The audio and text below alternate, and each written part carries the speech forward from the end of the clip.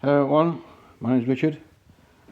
This is one of my rare videos, and this time is about group dynamics and a divide and conquer strategy which I perceive in the world and in this country in particular.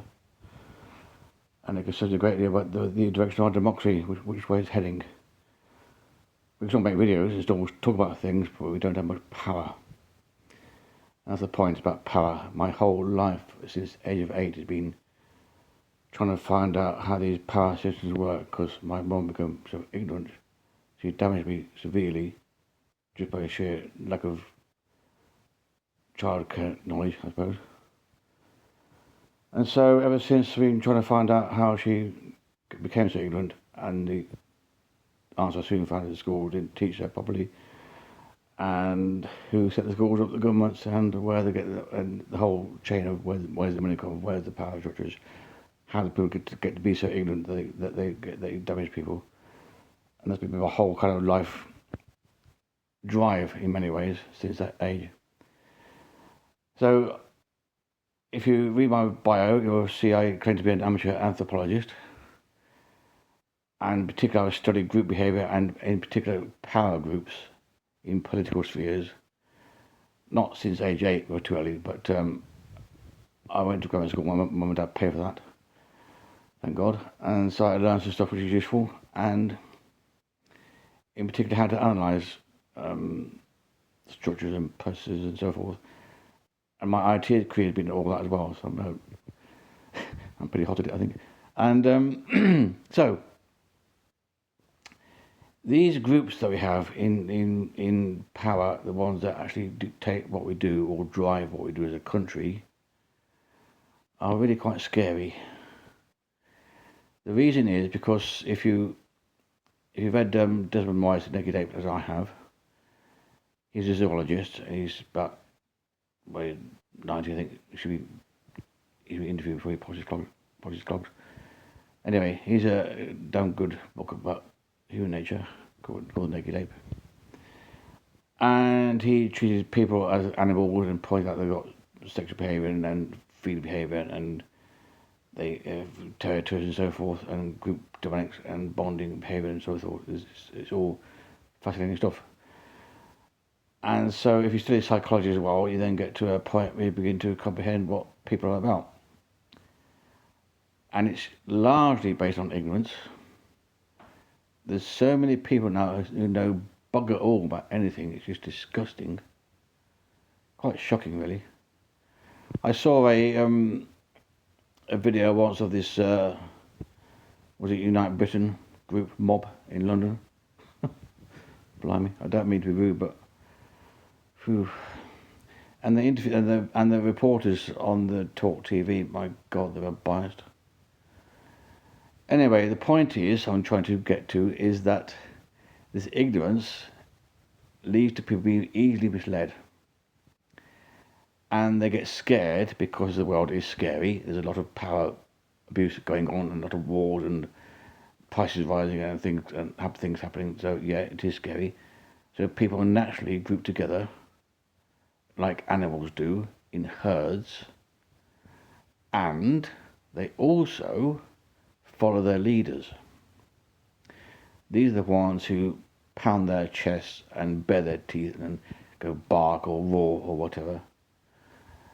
The ones making noise, the ones who get noticed, become the leaders. And ever since the Norman conquest in this country, these people have been in charge. The ones who got loads of money, they just stole it from the inhabitants at the time, passed on their ill-gotten gains from each generation to the next, and so forth. So people like people like Jacob Rees-Mogg are now, in my view, criminals because they inherit in ill-gotten gains. But that's a extreme point of view, of course. Anyway, the point is again that they've cut this money. If you go, there's a mate of mine called Graham Hughes. I've got this private school, Matthew, I think it is, .com. I'll check it out.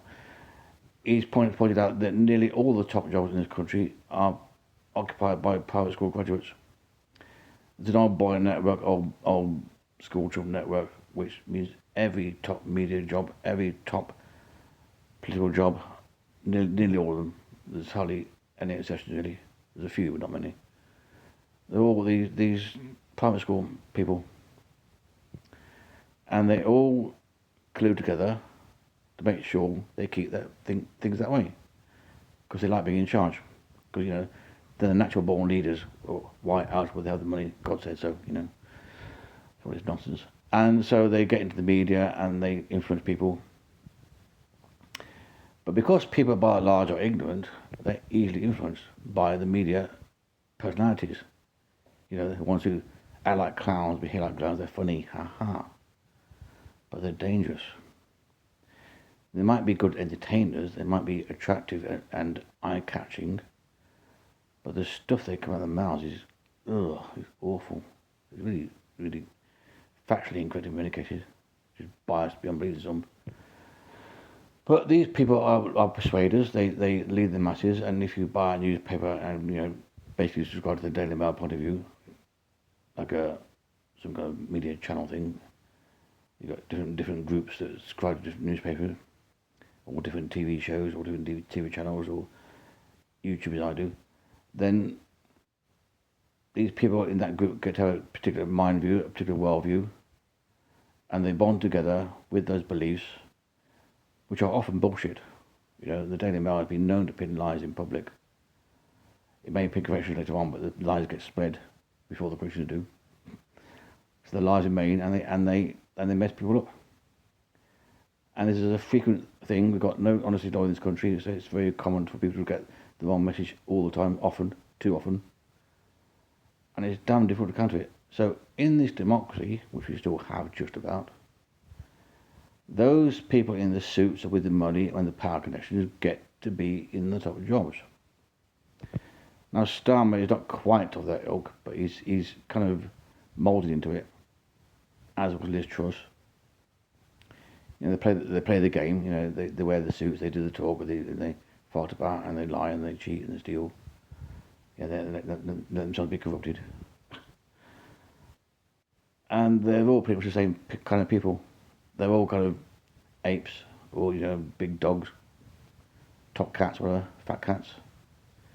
And their followers just love it because they're in a gang. And of course, there's other scary gangs out there. They have to be in a gang themselves. And so you've got party politics, which is basically gang warfare at the highest level of the country. And the government is divided, partisan, when it should not be. Any government should be there, managing the affairs of the country for all citizens all the time. To me, that just seems obvious. Yet people don't get that. They get quite surprised. They fight this idea that, well, I voted Labour. I like Labour, so when they come again next time, I'll vote for them. But what happens in the meantime? If you voted Blair and you got Blair policies for a while, then the Tories came back in and destroyed them all. So where's Blair's policies gone now? All that's left is PFI and education fees. Pretty much. So the whole system is just chronically screwy. The new administration undoes what the previous one did, or tries to build things up and then get torn down again. It's just crazy idea. And the point is, to have any power yourself, like me, I want to get my voice out, my word out, and it's difficult on a mere YouTube channel which has got few subscribers, but thank you anyway. But the point is, unless I do the party dance and join one of the major parties with the funding and the influence and the power, I won't get anywhere. It's very, very difficult. I still hope to, but it's difficult, challenging. And even Greens, which I tend to support, is a party, but because they've got no money and until recently little influence because they had no personalities, they got nowhere. And worst of all, the whole thing is so utterly irrational. You've got this kind of divide and conquer strategy going on all the time. It happens with religions worldwide. I see this worldwide thing as, one group fighting another, pitch against another, all kind of weak and never working together. Same in politics. The politics is divide and conquer all the time. Picture red against blue and yellow now and then green, haha. Fat chance. But any rational decision making goes out the window. So there's a particular case of insulation.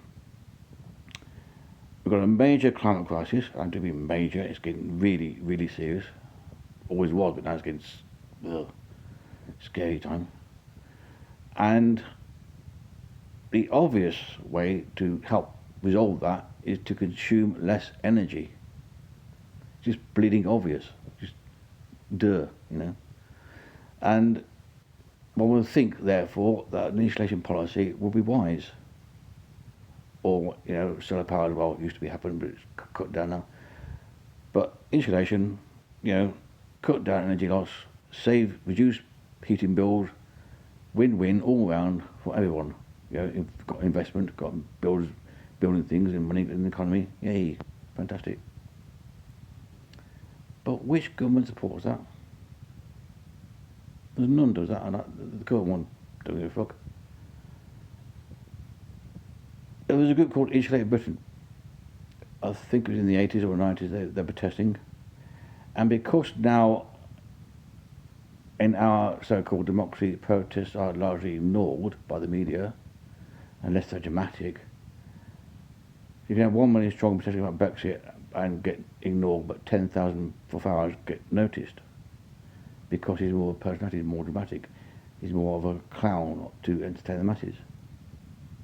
They're more of a leader in their terms. He's strong because he's dynamic and energetic and says shit, But because these posts get largely ignored, the protesters have to get more and more extreme in order to get noticed.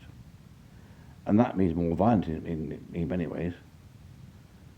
So XR had to break windows in order to get noticed, and they paid for repairs. Like our JSO had to throw oil over a painting, but it wasn't really oil over the painting, it was oil over the guard, the glass front of the cover of the painting. There was no damage there really. But they have to do these dramatic things to get noticed. So Insulated Britain occupied the M25, blocked the lanes, bar one I think. But then the Daily Mail had a field day because they pointed out, this is a woman, she's pregnant, she's going to the hospital, need to get there, and I'm not sure the facts, but apparently there was lane free for that purpose, and she could have got through, but the media, made a song and dance of it and blamed the protesters for protesting.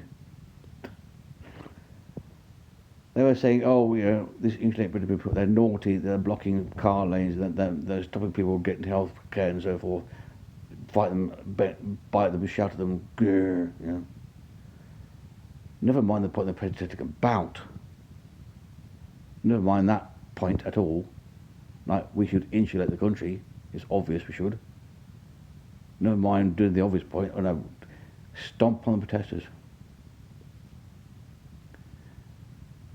And this is still happening today.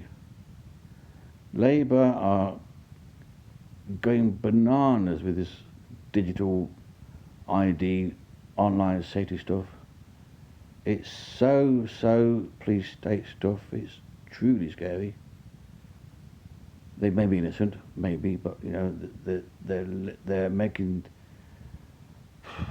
they're laying the groundwork for really, really draconian government later on, which might well be Farage one day. Where things are going. So,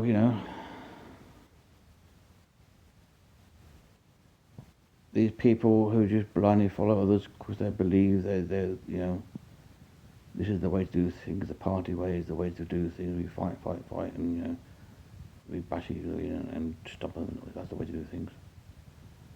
And we swallow the package or the whole, or the whole party package, because it's the whole thing, we have to do it. Got no choice about the measures that we vote for. It's just ridiculous. So yeah, that's my rant, just about over. But this is a key point message. The way people behave is group dynamics and psychology, and it's all based on fear and emotions and beliefs and ignorance and the whole thing is a bloody mess. Worldwide. A real mess. This division goes on everywhere, and one has to wonder where it comes from, but it's there. So, thank you. Please share. You could subscribe by not making many videos now, they're quite rare. And please like or comment, I welcome that. Thank you all, and bye for now.